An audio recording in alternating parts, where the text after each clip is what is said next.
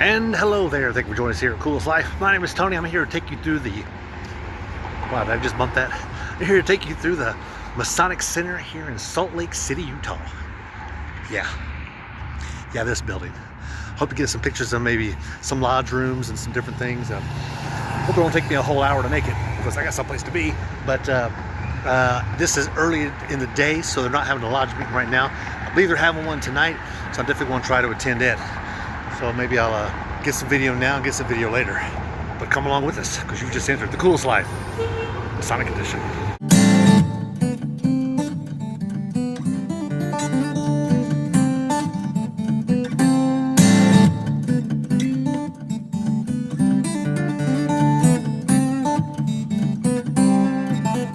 We did make it inside, and here's some pictures of the Temple of Solomon.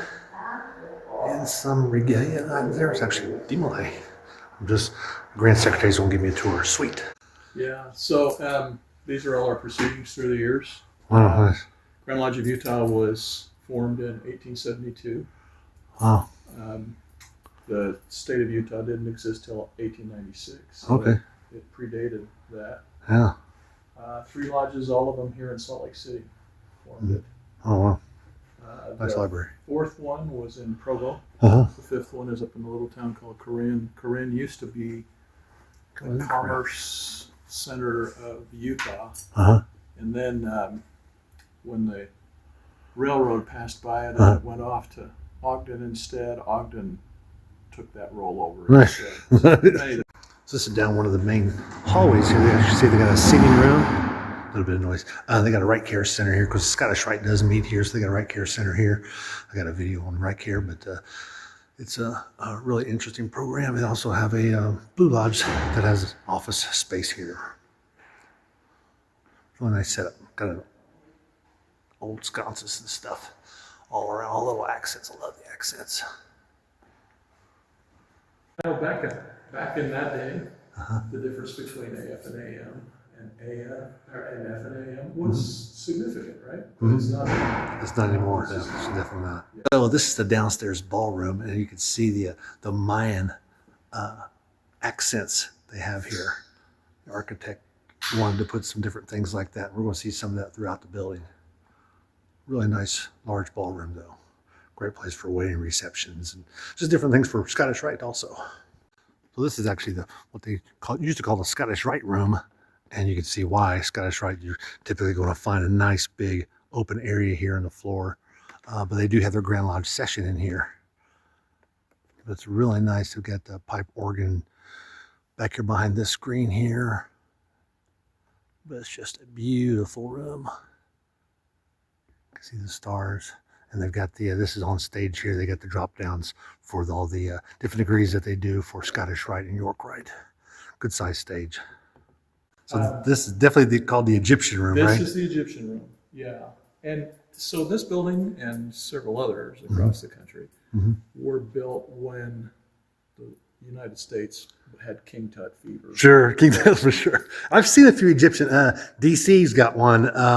Lafayette DuPont Lodge has got they got Egyptian style flare room, and so you get a lot of that, and it infected us here. Yeah, I'm sure. As you can see. I love it. I love the stairwells too. I don't see a lot of stairwells like these. All of the lodge rooms in this building have stairs. There's only one other building in the state that's in Price that's got 2 lodge rooms and it has stairs in both of them. Wow. I like to point this little piece out. Sure. So that's really east. Oh, it's true east? Okay. It's true east. Oh, that's nice. So we built this building.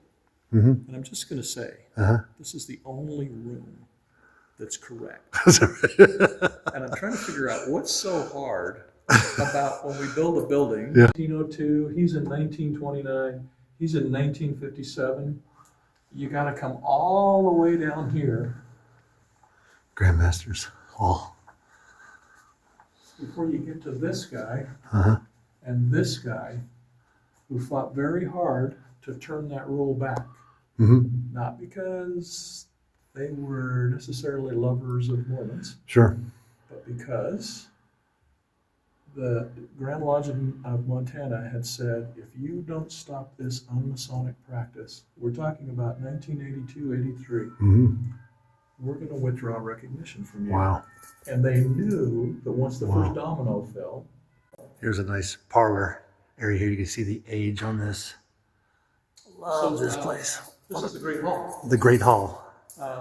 We call it that. We've named it that. But what we really call it is the Hall of Dead People. A hall of dead people. Because everyone on the wall is dead. Almost. Almost. Frank, who's our SGIG, he really objects to that. Oh, yeah. Gotcha. So this is the ante room to the Colonial. It's called the Colonial room. We're going to see that in just a minute. Love that painting. Wow, that is beautiful. Holy cow. And of course, got lots of pictures of George Washington. That's where they would do their sign-in. Of course, other lodges will meet here. And look at this place. Wow. I love these standard chairs here you see a lot, especially in D.C. at the Alexandria Masonic Center. They've got these chairs with the round, and of course, George Washington's got one that's a solid back. But this is nice. I love the altar too. Wow, that's definitely unusual. You don't see many that you can see through. Normally they're enclosed and all the way to the floor. What a beautiful room. I will say these are the most uncomfortable chairs in the world. I would imagine. About 15 minutes in, you want the meeting to be over, which might be the point. They get used though. It's got some wear on it. I love it. Yeah. Oh, yeah. I love it. Yeah. I love it. They've been in continuous use in this room since 1927. Since 1927. Wow. Beautiful. Yeah. So you got astronomy at the top on this one. Astronomy is the top instead of music. That's nice. Yeah. Like the lily work. So stairs in 1927, obviously their code was not really tight about them because... So this is the Gothic room, and there is a Blue Lodge that meets here, correct? Inside this one? And also, of course, you would imagine that they're going to have a room like this. York Rite's going to be represented here. Like some of their furniture. To turn this into a lodge room, we have to add the ashlars, the pillars, the... point within a circle? In the circle, the lights, all of those things need to be added. Beautiful. It's really very much set up for a York Rite. Yeah, definitely. Especially with the shape of this altar. I see the altar like this. Mostly in some Scottish rites will have an altar shaped like that. But, It's not well what we're doing in 33rd degree. Sure. I don't think about that. So this lodge room is the Moorish room. You can tell, look at this. You don't see many doorways like this, but it goes on. As you can see, that door's got the same shape, and that door, and of course, the shape up here. What a beautiful room. They just don't make them like this anymore. I wonder how much it would cost to build in this day and age. It'd probably be insane. Look at the size of that altar. This is actually one of the bigger altars I've seen. They're not normally quite this wide or as deep, but these were really nice. Love the lesser lights. They're also in a row. I don't see them normally in a row. Typically, they're triangular form. But you said Nesco was who built that? Yesco. Esco. That was their first neon light ever. Now they're a multi-billion-dollar company and make them all over the world. But they bring their higher-ups in here to actually see that one, so they can actually see that it's their first one. And it's still working. Look at the workmanship in that chair. What a beautiful room. They got your smooth ashlar and your rough ashlar. Piano in the corner. What a beautiful room. And of course, they got their staircase. And their staircase, you can't see it from here, but as you get closer, you can see where they're labeled for the degree work. And these are all made of wood. You don't see that very often either. What a beautiful room. Really nice. Wow, what a visit. I hope you got a chance to see all that and see all that I did. I got a chance to see some other little rooms and stuff and little idiosyncrasies of the building that you didn't get to see, but what a cool facility. It's so beautiful. It's one of the most beautiful Grand Lodge buildings I've ever been in, I assure you.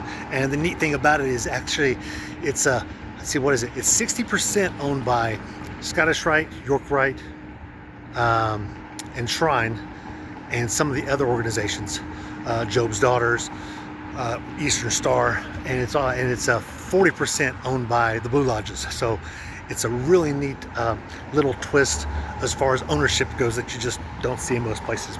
But let me tell you what a beautiful facility. So glad I got a chance to come here and to get a tour by the most worshipful Grand Master. I say most worshipful because he's a past Grand Master of just a few years ago, 5, 6 years ago, I think he said. But Lon was great, really had a good time there, chatted with him. We talked a lot masonry along the way, which is things I can't put on this channel, but we talked about some degree work differences that I see in other jurisdictions, and talked to him about how it contrasts with the Utah's degrees and the different things. Anyway, I'm gonna let you go. Be sure to like and subscribe, as I always say, and if you get a chance to come visit this building, one of the 5 lodges that meet here, come on down. Yeah, it's still here in front of a very busy street, but come see them. I'm sure they'll welcome you like they did me. So I'm gonna let you go because I need to get back out here living the coolest life, Masonic edition, with that guy.